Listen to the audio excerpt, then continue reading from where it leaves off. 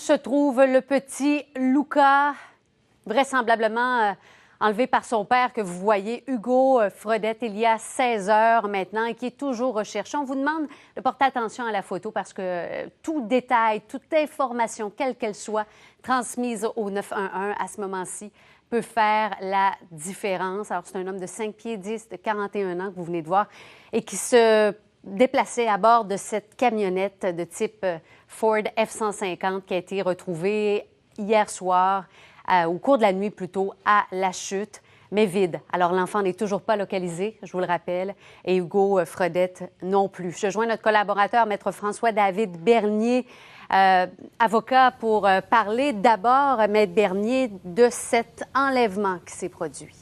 Oui, c'est ça. Là, il y a une alerte Amber, une alerte médiatique. On sait que depuis 2003, ça a été instauré au Québec et c'est très efficace. Donc, on rappelle aux gens, justement, d'être vigilants.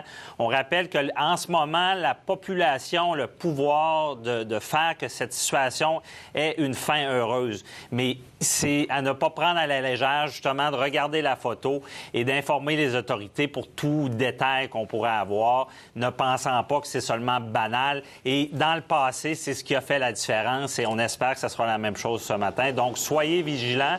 Et également, évidemment, l'enlèvement parental, c'est pas une nouvelle chose. C'est prévu par le Code criminel où est-ce qu'on dit un parent enlève son enfant et c'est sanctionnable, même si c'est le parent, surtout quand ça survient dans une situation qui est nébuleuse.